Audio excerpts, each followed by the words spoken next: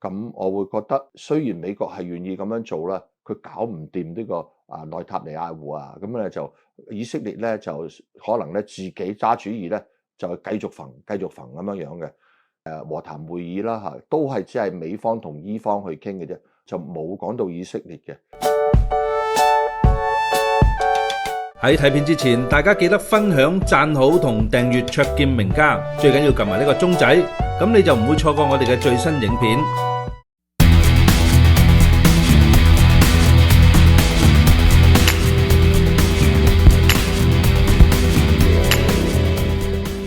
今日就係4月8號啊，其實今日嘅早上嘅大概8點鐘左右啦，美國嘅時間嘅4月7號嘅就係個死線嚟嘅。咁啊，美國咧就係俾伊朗就話，如果你響當時候咧就唔停咧，咁佢就會炸到你咧翻到去呢個石器時代啦嚇，炸你嗰啲橋啊，炸你嗰啲能源基地啊咁樣。差唔多到7點，即係早一個零鐘頭咧，咁突然之間咧就傳嚟嘅消息咧就係停火啦。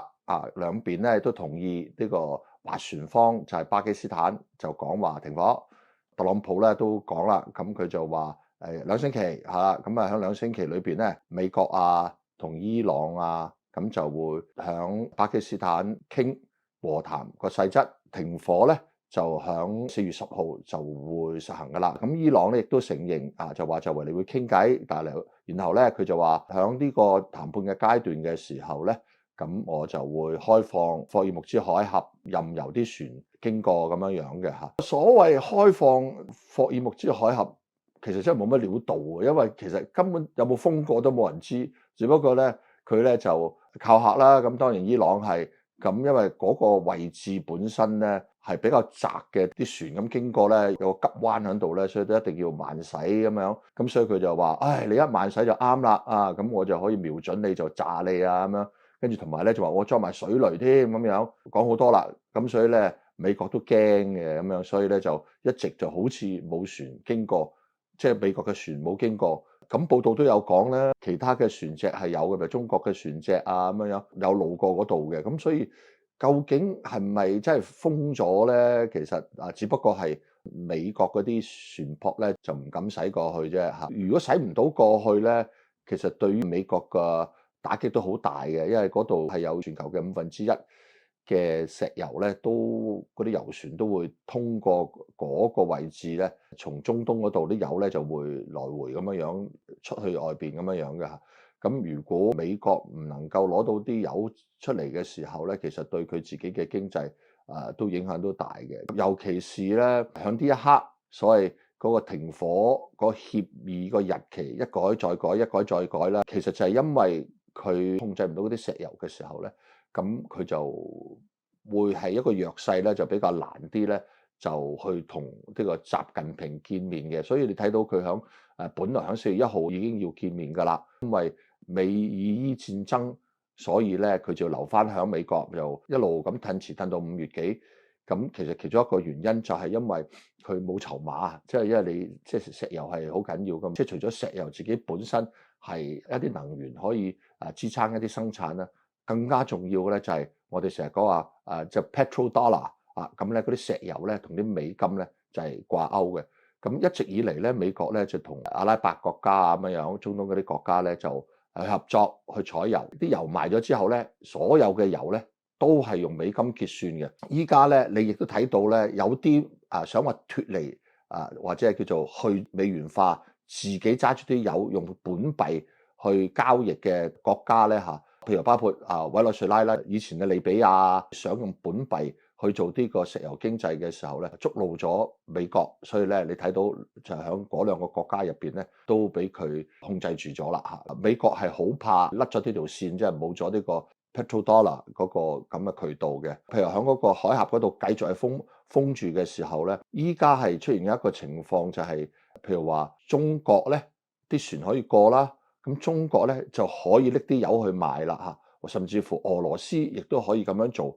咁佢哋嘅交易咧可能就真係去咗美元化，可能就係用譬如話用人民幣去做呢啲咁嘅國際交易啦。咁呢個對於美國咧係好大嘅打擊嚟嘅，因為去美元化嘅時候咧，會影響佢哋嘅經濟啦嚇。都係因為你美國自己本身咧，佢自己個國債咧都係非常之大啦，仲話去繼續去發出國債咁樣樣，再諗住係咁樣做嘅嚇，就係因為嗰個美元自己本身咧同埋個石油係掛鈎啦。啲人咧就係相信，因為佢有個石油喺度撐住嘅時候咧，咁美國咧就係可以去支撐得到國債嘅債券嘅，咁就願意去做呢件事。咁如果呢一次係真係冇咗嘅時候，對美國咧係影響好大嘅嚇。再者佢真係唔想話將全球經濟第一嗰個王座嗰個位置拱手俾咗中國啦，因為依家中國係排第二啦。咁一直以嚟點解即係美國同中國之間無論喺軍事上、貿易上都係拉得咁行咧？咁就係因為美國咧就係唔想俾中國咧就係迎頭趕上，所以呢一次暫時停火嚟講咧，其實都係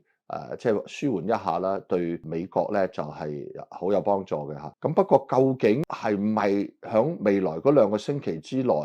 係真係可以全部停火咧咁樣？咁我自己就比較係悲觀少少嘅嚇。咁我會覺得雖然美國係願意咁樣做啦，佢搞唔掂呢個內塔尼亞胡啊，咁咧就以色列咧就可能咧自己揸主意咧就繼續焚咁樣樣嘅和談會議啦嚇，都係只係美方同伊方去傾嘅啫，就冇講到以色列嘅。但係以色列咧其實響即係成個美以伊嘅戰爭入邊咧，其實先至係始作俑者，佢係本來就係想砌低晒所謂嘅穆斯林世界啦嚇，幫助到佢自己咧就係做嘅所謂嘅猶太復國，咁咧就將以色列個版圖咧伸延越伸越遠咁樣樣嘅，咁所以內塔尼亞胡咧就佢會繼續去打啦。咁第一個難點就喺呢度啦，第二個就係究竟即係伊朗啊或者其他嘅穆斯林國家對呢個美國或者對特朗普究竟有幾大信任咧？咁譬如話響呢一次美伊爾戰爭個起點開始嘅時候，喺2月28號，美國咧就本來咧就想同伊朗咧喺度傾嗰個即係核武協議咁樣樣嘅。響呢個國際規矩嚟講，既然大家喺度談判緊啦，咁我哋係應該放下武器啦，傾完先啦，睇下點啦。咁就失驚無神就俾人炸咗啦。咁呢次會唔會又係一樣咧？喺呢2個星期嘅時候，可能你又係趁呢個機會引蛇出洞，咁然後咧你就去暗殺咧，或者係再去斬首咧咁樣，又或者好似特朗普所講嘅，我要毀滅晒伊朗嘅文明，佢係講過咁嘅説話嘅，亦都係因為佢講咁嘅説話咧，所以令到即係伊朗或者穆斯林世界咧就係大驚嘅嚇。我哋覺得特朗普咧唔應該去犯呢一個所謂嘅戰爭嘅罪行，所以呢個第二嘅難點就係究竟嗰個穆斯林即係世界入邊相唔相信特朗普係會去真正去停火咧咁樣？早前美國咧已經係拎咗15條嘅條件出嚟啦，而喺伊朗嗰方面咧，亦都係有10個條件啦拎出嚟啦。大家提出嚟嘅條件咧，其實都係唔係一致嘅，都係難傾嘅嚇。譬如話伊朗就話我哋咧已經俾你蝦到咁樣樣啦，打爛晒我啲嘢啦，咁你一定要賠翻俾我啊咁樣樣。以色列成日都失驚無神，又打我哋啊，又打我啲兄弟咁樣，要佢咧就完全去停止嘅。咁就好似呢一條咁樣樣，就算即係美國話 OK 咁佢究竟係咪真係可以講得服內塔尼亞胡咧咁樣？未來嗰2個星期去講數嘅時候，會有咩事情發生咧？我自己個人嚟講咧，都覺得唔係咁容易啦。依家睇落去就好似美國咧就覺得我已經達到我哋嘅目的啦咁樣，所以可以坐低去傾呢個停火啦。咁另外一方面，伊朗咧就可能係覺得痛啦嚇，咁就唔想再打落去，就喺度傾啦。咁但係佢都係話自己係已經係達到佢自己目的，兩者都話佢自己達到個目的，咁就進行呢個停火談判啦。咁實際係咪咁咧？我估計就係一路傾，但係咧零星嘅攻擊咧會繼續喺度發生緊嘅嚇。咁亦都唔排除咧，響呢一段時間2星期入邊咧，美軍咧其實就響度更加響度部署緊，真正想去推翻現時嘅政權咧，喺伊朗嘅政權咧，係你唔落地打咧就係唔得嘅，淨係空襲咧，咁咧就未必會成功嘅嚇。咁所以咧佢哋都講到話我哋咧即係地面部隊咧準備緊，唔排除咧佢哋真係諗住咧就係去打呢個地面戰嘅。不過打地面戰就真係要小心啲啦。有啲有經驗嘅上將咧，包括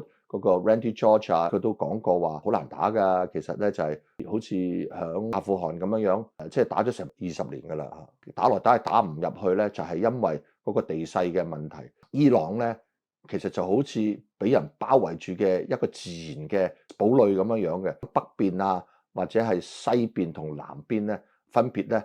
都有一啲山脈嗰啲山脈咧其實咧非常之高下，咁而且喺入邊咧有啲峭壁啦，有啲窄路啦咁樣。咁如果一啲譬如美國嘅步兵真係入到去打嘅時候咧，未必打得贏佢哋即係當地嘅即係用一個游擊方法去打佢。咁正正係咁樣，其實美國喺阿富汗嗰陣時咧就係打來打去打唔入去啦。即係仲有一個例子，點解咁難入咧？其實喺西邊嘅時候咧，當時候西邊咧就係伊拉克啦，兩伊戰爭喺度打嘅時候，打咗好耐，雙方咧都死傷無數，但係嗰個伊拉克咧打極都唔入，就因為喺西邊個山脈嗰度咧入唔到去啊！大家亦都分析過咧，就算佢真係入到去嘅時候咧，佢去到伊朗嘅中心嗰度咧，其實就又有一啲大嘅沙漠喺度啦。沙漠嘅咧嗰個氣溫咧可以係高到成70度嘅喎，咁而且夜晚咧嗰啲天氣咧就好壞嘅，有大風沙咁樣。咁如果嗰啲兵入到去嘅時候咧，根本咧就